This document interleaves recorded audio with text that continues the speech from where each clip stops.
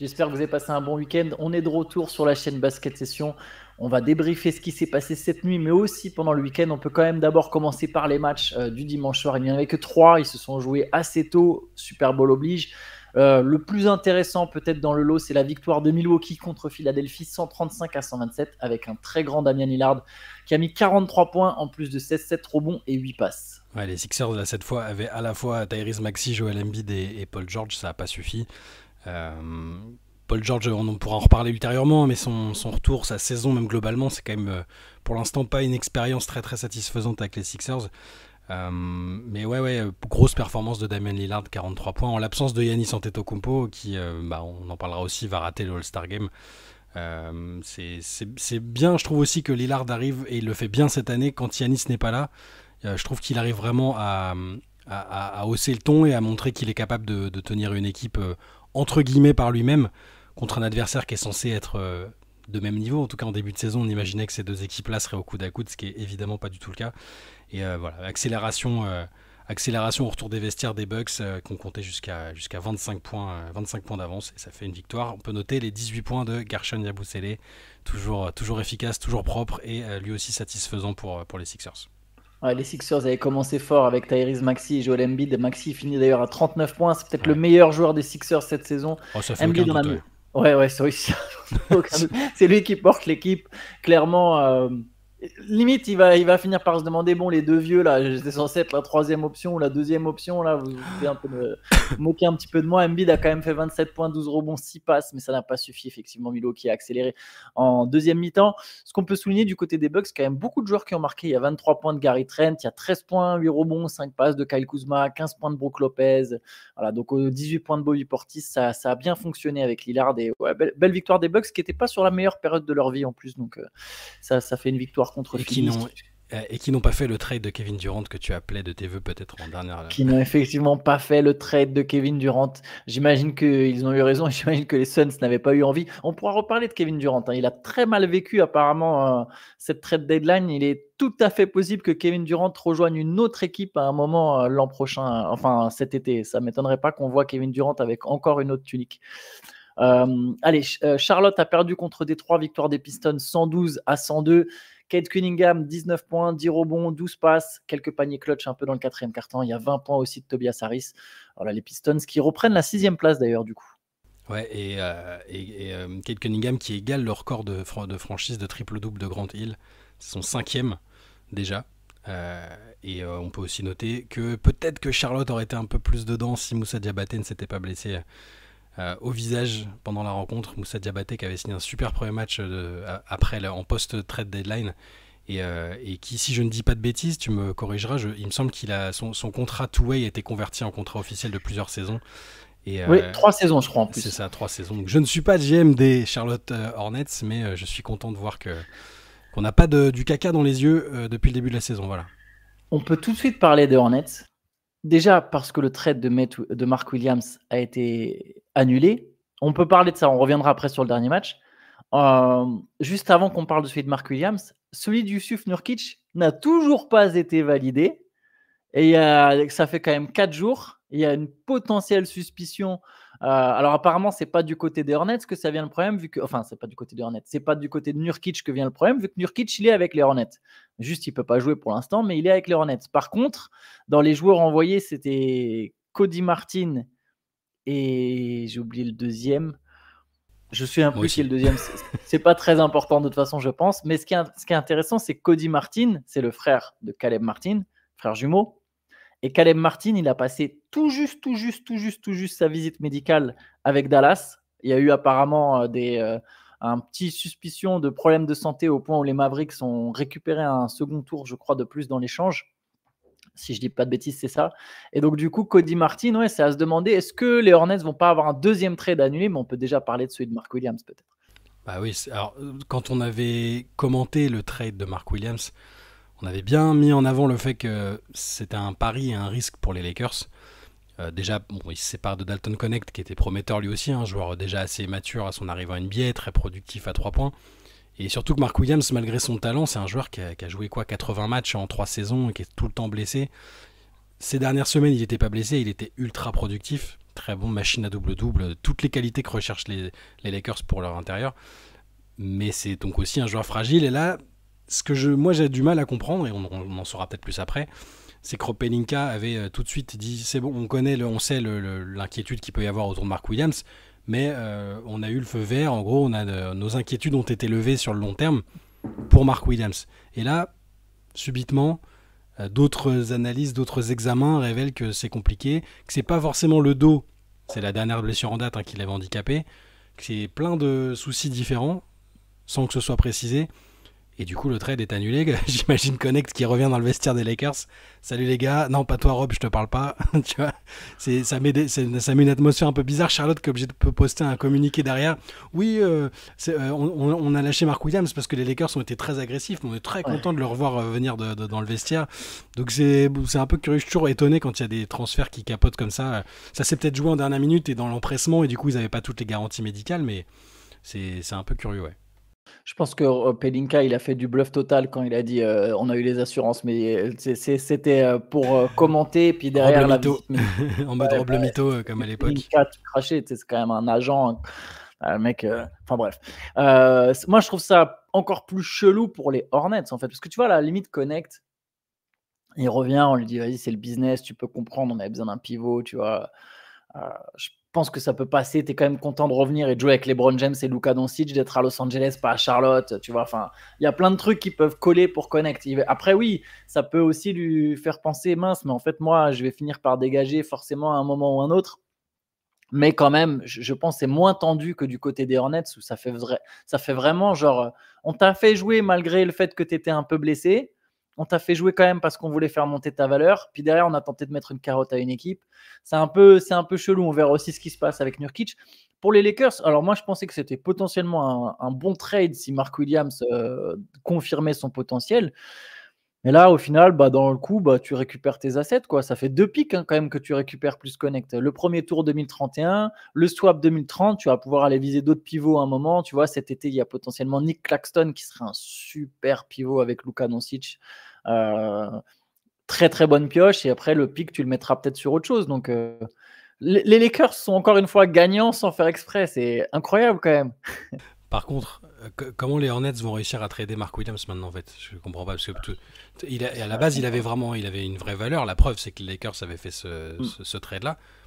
Qui va vouloir tenter en sachant qu'il a des problèmes médicaux qui vont au-delà d'une simple blessure actuelle? Moi, de ce que j'ai compris quand même, ça a l'air d'être c'est quasiment structurel et c'est sur le long terme, tu vois, que ça s'est pas fait. Donc, qu'il y a eu des inquiétudes de la part des Lakers. Donc je sais pas comment les Hornets vont réussir à le marchander, c'est un peu brutal comme terme, mais à réussir à le trader derrière s'ils ont envie de le trader.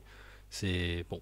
Et puis la conséquence, pas la même valeur en tout cas, ça c'est sûr. Bien sûr. Et la conséquence, c'est que les Lakers n'ont pas de pivot, n'ont pas le pivot qu'ils souhaitaient, et ils vont devoir se pencher sur le marché des buyouts. Il y aura certainement des joueurs. On a vu que ça s'était très vite activé. Ben Simmons notamment, buyout et direct signature aux Clippers. C'est pas un intérieur, mais tout ça pour dire qu'il y a des joueurs qui vont être disponibles au bout d'un moment. Capella peut-être que Capella qui est en fin de contrat mettra un terme à son contrat avec les Hawks. Ça peut être une cible vraiment juste parfaite pour 3 mois en fait. Tu sais que tu as des trucs comme ça. S'ils font Capella, c'est parfait, mais j'ai du mal à imaginer qu'un joueur de ce niveau leur échoua comme ça. Mais oui, c'est typiquement ce qu'ils vont essayer de viser maintenant, parce que tu peux pas faire la saison. Même si tu as Doncic chez LeBron, juste Jackson Hayes en pivot, ça va être compliqué quand même. Ouais, oui, non, ça c'est sûr. Après, cette saison, de toute façon, comme on le disait sur les Lakers, c'est quasiment que du bonus. Mais effectivement, d'ailleurs, les Lakers qui ont gagné très largement contre les Pacers ce week-end, sans Luka et sans LeBron James, avec un énorme Austin Reeves qui a mis 45 points. Ouais, et ça jouait bien, hein, ça jouait vraiment bien du côté des Los Angeles Lakers. J.J. Redick, c'est vraiment un bon coach. Ce qui est drôle, c'est que Reeves était aussi un peu blessé, qu'il ne devait pas jouer. Enfin, en tout cas, c'était typiquement le genre de match où il devait être laissé au repos pour se soigner. Il voit que LeBron n'est pas là, que Luka n'est pas encore prêt. Redick lui dit tu vas devoir jouer ce soir. Et pour la blague, apparemment, il lui a dit c'est le genre de match où tu vas devoir faire 35 points, 8 passes, 8 rebonds. Et l'autre, il claque 45, 7 et je sais plus combien. Ouais, c'est 45, 7, 7, je crois. Ouais. Allez, on peut revenir sur le troisième match de la nuit. C'était la victoire de Houston qui met fin à sa série de 6 défaites de suite, si je ne dis pas de bêtises. Victoire des Rockets contre les Raptors, 94-87. C'était très laborieux quand même. Il a fallu un gros début de quatrième quart-temps pour aller chercher cette victoire contre un adversaire qui n'avait évidemment pas Brandon Ingram, qui a été transféré à Toronto, mais qui est blessé. Ouais, il fallait vraiment gagner pour Houston. On pourra reparler après, parce que forcément on va parler d'Anthony Davis, mais le match où ils ont pris le bouillon face à Anthony Davis et aux Mavs, même après la blessure de Davis, ils avaient vraiment besoin de ça contre un adversaire qui est alors, certes faible, mais qui était quand même sur une bonne dynamique. Peut-être que voilà, c'était le moment de se réveiller, parce qu'après ça va très vite. Denver carbure. Les Grizzlies, certes, ont perdu aussi leur match précédent, mais c'était contre OKC. Houston avait vraiment besoin de gagner, et c'est bien qu'il l'ait fait, même contre un adversaire très très à leur portée. Ouais, avec un Alperen Sengun qui a joué que 3 minutes. Il avait des problèmes de dos.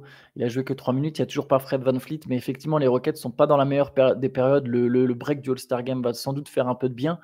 Allez, on peut enchaîner un peu sur l'actualité du week-end. Tu as commencé à parler du match d'Anthony Davis. On a eu des débuts de mammouth d'Anthony Davis.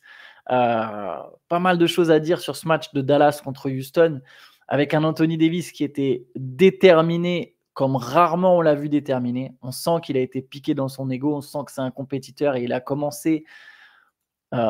C'était une force. Je crois que c'est vraiment le meilleur terme sur le terrain. C'était assez incroyable. Il avait eu beaucoup de réussite au tir. Il était vraiment ultra engagé. Mais ce match, il résume toute la carrière d'Anthony Davis dans le sens où excellent, puis il se blesse. Et là, maintenant, plusieurs semaines d'absence. Donc, les Mavs viennent de récupérer un gars. Ils ont envoyé un joueur blessé qui va reprendre ce soir pour récupérer une superstar dont on connaît l'historique de blessure. Premier match avec sa nouvelle franchise. Il se blesse, absent plusieurs semaines. Il était déjà, il revenait de blessure, peut-être qu'il est revenu un peu tôt, sa blessure aux abdominaux. Je vais reprendre l'expression de notre ami Simon Capelli-Velter de SoFoot et Trash Talk qui a tweeté ça. J'ai trouvé ça tellement juste. C'est que les Mavs ont tradé un diamant contre un cristal. C'est-à-dire que le cristal, c'est précieux aussi. Hein. Je veux dire, c'est quelque chose de. C'est beau, hein, du cristal, mais c'est tellement fragile que derrière, ça peut faire des choses comme ça. Anthony Davis a été magnifique sur son premier match jusqu'à sa blessure. Une blessure sans qu'il y ait de contact. Hein. Donc là, c'est pas la malchance ou c'est pas un mauvais coup pris ici ou là. C'est sur. Il a essayé de jouer un ballon et il s'est tenu le. C'est au niveau des adducteurs. Hein, c'est une élongation au niveau des adducteurs. Il va manquer a priori jusqu'à un mois de compétition et ils vont prendre aucun risque avec lui à mon avis parce que avec ce qu'ils ont misé dessus, ils ont tout intérêt à ne prendre aucun risque. Sauf que Dallas a besoin d'Anthony Davis. C'est une évidence de dire ça. Et qu'il risque de leur manquer déjà, vu ce qu'on a vu sur ce match contre Houston et vu le peu d'intérieur. Bon, ici, il leur reste un peu de monde, hein, mais maintenant, c'est leur joueur majeur avec Kyrie et ils ont besoin de lui et il sera pas là. Tu l'as dit, c'est l'histoire d'Anthony Davis. On le souhaite pas, c'est pas parce qu'on a clamé partout, ouais, ce trade c'est n'importe quoi, Davis c'est pas plus fiable que Luka. On se réjouit pas du tout de la blessure d'Anthony Davis, mais qui est surpris ici en fait? Ben non, personne. Pas surpris de son début canon non plus d'ailleurs. Hein. Il était vraiment bon. Alors, il termine avec 26 points, 16 rebonds, 7 passes en 31 minutes, sachant qu'en fait, dès le premier quart-temps, il était énorme. Je me souviens plus les stats exactes, mais très vite, il avait plein de rebonds, plein de passes, plein de contres. Et Dallas avait pris largement les devants. Après, les Rockets étaient revenus. Même malgré la présence d'Anthony Davis, étaient revenus au score. Davis s'est blessé et derrière, Dallas a quand même bien géré la fin de match avec McChristy qui est toujours aussi excellent. Lui, vraiment, 23 points, 4 sur 5 à 3 points. Il est très, très bon. C'est une super pioche. C'est un joueur qui, pour le coup, va beaucoup manquer aux Lakers. Donc, McChristy, Anthony Davis, deux très, très bons. Enfin, une superstar. Et je ne vais quand même pas les mettre sur le même palier parce que là, sinon, on va croire que je suis fou. Évidemment, Anthony Davis, une superstar. McChristy, un super joueur. Mais je ne sais même plus quoi ajouter en fait sur Davis et sur ses blessures. Tu sais, quand il y a eu le trade, s'il y a un truc, c'est quand il y a eu le trade, je me souviens avoir dit, mais Anthony Davis, par contre, il faut prendre en compte qu'il va arriver chamboulé. Tu vois, forcément, tu es piqué dans ton ego. Tu n'es pas dans le meilleur état d'esprit, tu vois. Bien sûr que derrière, on voit qu'il est combattant. Il veut montrer, c'est un super joueur, donc il veut montrer, mais moi aussi, je peux tuer des gens, tu vois. Moi aussi, enfin, tuer, en termes de basket, évidemment. Moi aussi, je viens et vous allez voir, attendez, bien sûr que lui aussi a dû se sentir comme un espèce de manque de respect. Tout le monde dit que c'est quoi ce trade. Tout le monde, ses pairs, les coachs, les journalistes, les autres GM, tout le monde dit mais c'est quoi ce trade. Donc forcément, il est piqué, mais par contre, il est sans doute pas dans le meilleur état d'esprit. Tu vois, forcément, il y a des trucs dans sa tête, c'est difficile. Hein. Tu es dans une franchise, tu es à Los Angeles et d'un coup, tu es envoyé comme ça à Dallas. Et quand tu n'es pas bien dans ta tête, généralement, ton corps, c'est là où il faiblit, tu vois. Et ben bim, pas de hasard, tu vois, tu étais déjà blessé, tu reviens, bam, et plusieurs semaines d'absence. C'est terrible pour les Mavs. Et tu dis qu'ils prendront pas de risques. J'espère que tu as raison. J'espère pour Anthony Davis, mais il y a une espèce d'urgence quand même. C'est une franchise qui est 8e à l'Ouest, dans une conférence super compétitive, où on a vu des Warriors se renforcer, où les Timberwolves sont en forme, où les Lakers vont récupérer Anthony Davis, Luka Doncic, où les Kings tournent pas trop mal, où les Suns partent en cacahuète, mais bon, il reste du talent. Ça fait beaucoup à gérer plusieurs semaines sans Anthony Davis. Ouais, ça peut aller jusqu'à un mois, hein, et un mois c'est beaucoup de matchs, il y a le temps de se passer beaucoup de choses. Peut-être que les Mavs, même sans Davis, vont prendre des matchs, il y a du talent en dehors d'Anthony Davis, mais on en revient à ce côté, c'est pas un manque de respect du tout pour Anthony Davis, le fait qu'on... C'est pas juste Antoine Pimel et Shai Mahmoud dans un coin qu'on dit mais c'est scandaleux, machin. Enfin, quand il y a tous les GM, tous les autres joueurs, tous les autres joueurs, qui sont choqués, c'est pas un manque de respect envers Anthony Davis, c'est juste le témoignage du respect que les autres joueurs et que les GM ont pour le talent de Luka Doncic qui est extraordinaire. Visiblement, tout le monde n'a pas ce respect ou ce niveau d'admiration parce qu'on peut peut-être enchaîner là-dessus, mais ce qui s'est passé du côté de Dallas, enfin, ce qui a été dit du côté de Dallas par le propriétaire ce week-end, la première sortie de Patrick Dumont, l'un des membres du board des nouveaux propriétaires, c'est quand même ahurissant. J'ai cru que c'était encore un truc NBA Santel, tu sais, les comptes parodiques là. Oui, non, mais ça ressemble à un compte parodique. Vas-y, donne-nous ça. Je vais le retrouver, mais c'était en gros Patrick Dumont qui dit. Alors, on n'a pas exactement le contexte de la question et tout, mais l'extrait. Je vais le retrouver si tu veux. Non, mais de toute façon, on peut même le dire en substance. Hein, il parle un peu de la culture. J'imagine que c'est en réponse à pourquoi est-ce que vous avez tradé Luka Doncic. J'imagine que c'est ça. Hein. Et en gros, il leur dit on a grandi avec des joueurs, enfin vous et moi, donc j'imagine que c'est à son interlocuteur. On a grandi, vous et moi, avec des joueurs qui n'avaient qu'un seul objectif, la gagne, et qui travaillaient dur tous les jours pour y arriver. Donc il cite Jordan, Larry Bird, Kobe et Shaquille O'Neal. Donc si on parle de Shaquille O'Neal, l'un des meilleurs joueurs de tous les temps, l'un des plus dominants, il m'a traumatisé, il était fantastique. Mais il était comme Luka Doncic, c'est-à-dire qu'il se mettait en forme en cours de saison, voire bien pire, parce qu'en plus il avait 18 centres d'intérêt différents. Shaq, il voulait aussi être une superstar de la musique, d'Hollywood. Il faisait la fête, c'est très documenté ça aussi. C'était pas le joueur avec la meilleure hygiène de vie et la meilleure éthique de travail. Ça ne l'empêchait pas d'être fabuleux et d'avoir un palmarès incroyable. Mais là aussi, on peut dire, on aurait pu se dire, bah ouais, Shaq, s'il avait fait ça, il aurait été encore plus fort. Mais il y a personne qui a... Il n'y a personne qui a abandonné Shaq. Personne n'a lâché Shaq, n'a tradé Shaq parce qu'il était, il était trop gros, machin. Après, plus tard, les Lakers un peu parce qu'ils ont choisi avec Kobe Bryant, quoi. Ouais, lui, mais il a dit, plus de ce mec qui bosse pas, qui arrive avec 30 kilos de trop. Ouais, mais Shaq n'avait pas 25 ans. Ah ouais, non, ça c'est clair. Ouais, il venait pas. C'est bon. Bref, l'exemple était catastrophique. Et en gros, et puis il conclut en disant. Quand tu n'as pas cet état d'esprit-là, en gros, tu ne peux pas être un joueur des Dallas Mavericks. Donc, pour moi, ici, je vois pas ce qui peut cibler d'autre que Luka Doncic. Il faut regarder l'entretien dans son ensemble s'il est paru, mais ça fait un peu... Le gars s'est laissé convaincre que Luka était hors de forme et pas du tout digne d'être le prochain franchise player, enfin le franchise player de l'équipe, et il s'est pris un coup de pression, quoi. Non, mais moi, j'insiste sur le fait. Pour moi, je suis maintenant convaincu que ce trade, c'est l'ego de Nico Harrison. C'est purement, vraiment un mec complètement déconnecté, avec un ego énorme, qui s'est senti au-dessus de l'équipe et du talent. C'est un peu ce dont on parlait avec Théo, je crois que c'était dans le CQFR du samedi. Et tu vois, il y a justement une source qui a avancé, alors on ne sait pas à quel point c'est fiable, mais justement qui décrit ce move comme vraiment le power move d'Harrison pour avoir tout le pouvoir. Il décrit Harrison comme un mec qui a très faim de pouvoir et il donne des faits aussi. Harrison, il a écarté depuis son arrivée tous ceux qui étaient proches de Luka Doncic.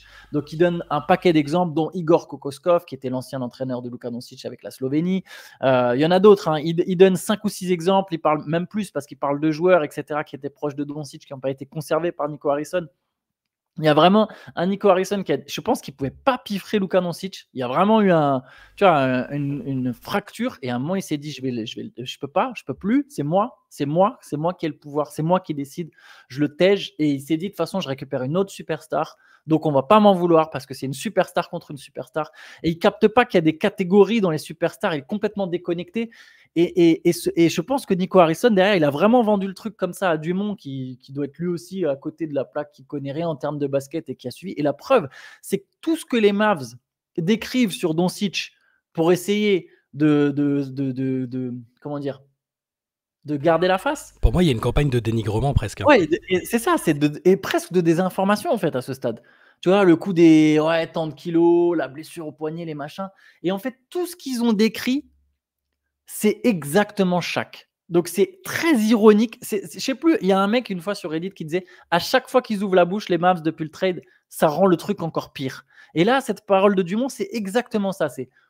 Tu prends tes exemples, donc il y a tout ce qui a été défini et tu donnes Shaq qui est littéralement mais ce que tu as tu sais que même au-delà de Shaq, là j'ai retrouvé la décla, je vous la fais rapidement. Si vous regardez les grandes 7 ligues, ces gens avec lesquels nous avons grandi, vous et moi, les Jordan, Bird, Kobe et Shaq, ils travaillaient vraiment dur tous les jours avec une seule chose sur laquelle se concentrer, la victoire. Et si vous n'avez pas ça, ça ne fonctionne pas, vous ne devriez pas être un membre des Dallas Mavericks. Mais il y a Shaq, ok, Shaq que Kobe décrivait, tu l'as dit, comme un paresseux. Il faisait sa condition physique en cours de saison. Il y avait 30 kilos de trop. Voilà. Mais même si tu prends les autres, parce que pour l'instant, qu'est-ce qui est reproché à Doncic? Les mecs ils disent on l'a vu boire une bière après un match et Michael Finley qui lui a fait mec, qu'est-ce que tu fais, machin. Mais Michael Jordan, il fumait le cigare, il passait des nuits blanches en mode gambling, il picolait. Et bon, il était là le lendemain. À partir du moment où il emmenait son équipe en finale ou au titre, personne. Après, il est toujours en condition physique. Ça, bien sûr, pas bien sûr. Mais après, là, ça, c'est sur les à côté. Il allait siffler des bières entre deux parties de golf, entre deux matchs aussi. Enfin, là, Bird, c'est pareil. Alors, c'est une autre époque, à nouveau, mais lui aussi, il allait de temps en temps en centre-ville à Boston siffler 2-3 bières. C'était pas bon. C'est pour ça que les exemples, et bon, le plus parlant, c'est évidemment Shaq, qui d'ailleurs a lui-même dit que les Mavs étaient gagnants du trade. Hein, donc, c'est à partir de ce moment-là, les analyses de Shaq, si Shaq est d'accord avec toi. C'est comme Ramsey dans H. C'est vraiment la même chose. C'est comme quand Aimé Ramsey lui dit que ses chaussures sont belles et qu'il dit oh merde. Tu vois, c'est pareil.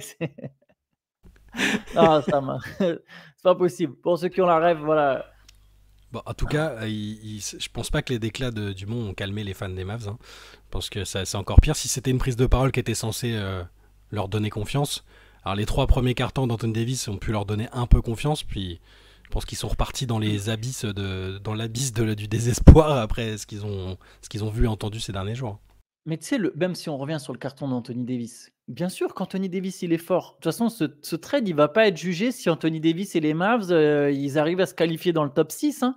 L'an dernier, ils font finale NBA et en 2022, ils font finale de conf. Si tu veux justifier ce trade, tu es censé faire au moins finale de conf déjà avec Anthony Davis. Donc déjà, ça, c'est pas gagné. Donc c'est pas juste des très gros matchs d'Anthony Davis.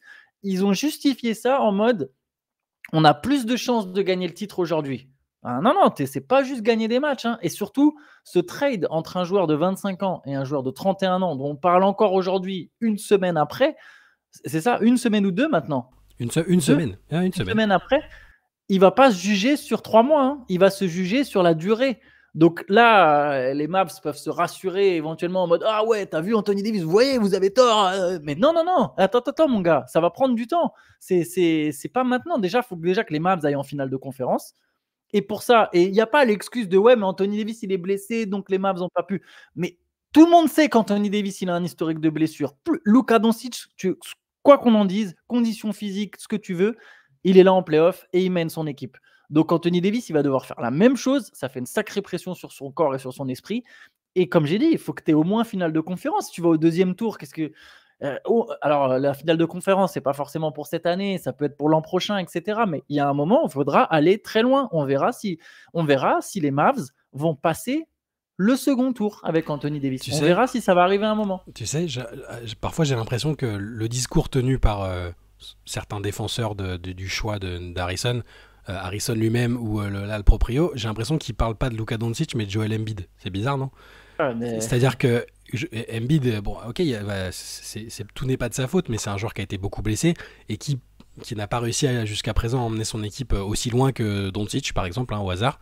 Et on a l'impression qu'ils se disent, bah non, il y a trop de soucis il y a trop d'inquiétudes au sujet de son corps, donc c'est normal qu'on l'ait tradé contre Anthony. Enfin, non, bah, on peut en parler un milliard de fois. J'arrive toujours pas à rendre ce trade. Tu sais, je suis pas sûr que les Sixers y trade Embiid contre Anthony Davis, par exemple. Ça, Je suis pas sûr que les Sixers, malgré l'âge, malgré tout ce que tu veux, et pourtant ça aurait plus de sens, tu vois, vu que tu as Maxi et Paul George, je suis pas certain, peut-être, hein, mais je suis pas certain que les Sixers fassent ce trade s'ils en avaient l'occasion. Sachant que Joel Embiid, on a appris quelque chose aussi ce week-end, il va encore devoir se faire opérer à la fin de la saison. Alors, il a dit qu'il pensait qu'il avait encore besoin d'une opération pour être totalement rétabli. Ouais. C'est quand même pas très très bon signe. Là, c'est pas bon signe, mais on peut pas comparer Embiid et Luka Doncic, pas la même taille, pas le même historique. Embiid a commencé sa carrière par 2 saisons blanches. Il a eu des problèmes de santé. Il était encore à la fac. Il avait raté. Il n'a pas été pris en première position, Joel Embiid, parce qu'il s'est blessé au pied à la fac. C'était lui qui devait être pris. En numéro 1, c'était lui, le joueur de Kansas. Il jouait avec Wiggins, hein, pour ceux qui s'en rappellent. C'était lui qui était annoncé numéro 1 des mock drafts et il s'est blessé et il est tombé en 3. Donc, il n'a pas joué la March Madness, tout ça.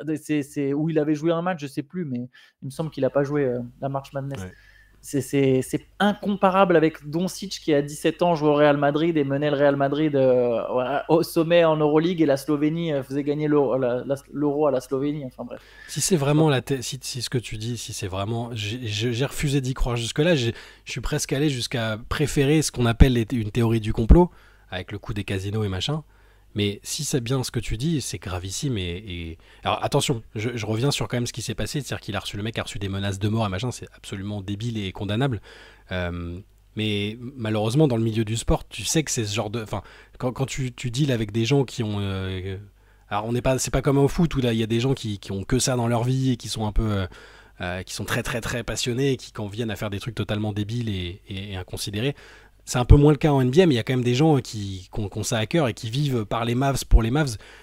Quand tu fais un truc comme ça, même si enfin pour lui peut-être que c'était très très réfléchi, hein, mais tu sais qu'il peut se passer des choses comme ça. Alors c'est condamnable, il faut absolument pas qu'il y ait des gens qui fassent des menaces ou quoi que ce soit, mais tu peux pas reprocher aux autres, hein, pas aux mecs qui condamnent, qui font des menaces de mort, mais de manifester devant la salle, de filmer leur dépression, leur déprime.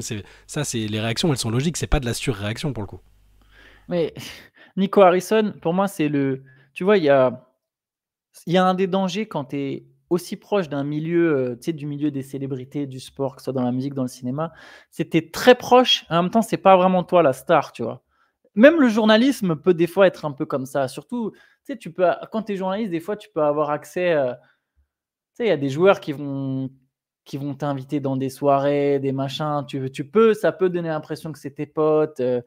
Il y a tout un espèce de danger de penser que tu es l'acteur principal, en fait. C'est pas toi l'acteur principal, en fait. Tu seras jamais l'acteur principal. Et Nico Harrison, il y a un peu cette espèce, j'ai l'impression, hein, c'est une analyse philosophique de bar.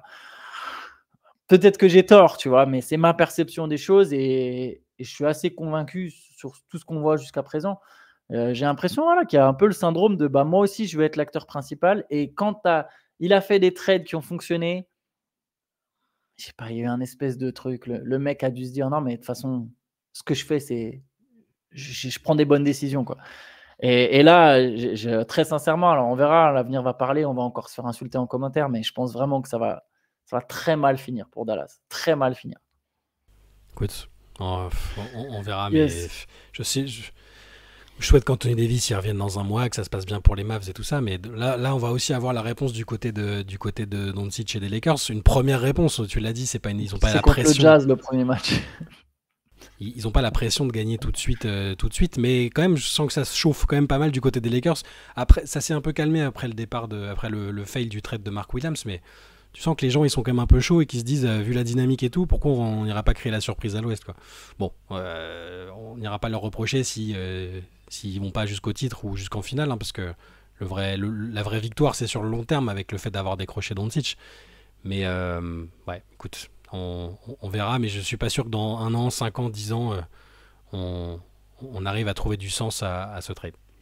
On va s'arrêter, mais non, on a quelques petites choses à aborder. On voulait parler de Gabby Williams. Juste peut-être la première de Jimmy Butler. Les Warriors ont écrasé les Bulls 132-111 avec 25 points directs de Butler. Ça a tout de suite bien cliqué avec Stephen Curry et avec le reste des Warriors. Il y a eu 34 points de Curry. Très, très beau match de Golden State. Alors, c'est qu'un seul match et c'est contre une équipe de Chicago qui peut parfois être correcte, parfois est absolument abyssale. Mais ça commence bien pour Butler à Golden State. Ouais, le match avait mal commencé pour les Warriors, qui étaient un peu Oui, dans pour le le trou, et ils ont vraiment réagi en deuxième mi-temps. Ce que je retiens au-delà des stats, c'est qu'il y a une connivence, ils se sont cherchés. Butler, après l'un des paniers dans le quatrième, il le pointe du doigt, ils rigolent ensemble. Bon, il y a la volonté que ça fonctionne bien en tout cas. Il se sent désiré, il a l'air d'avoir repris.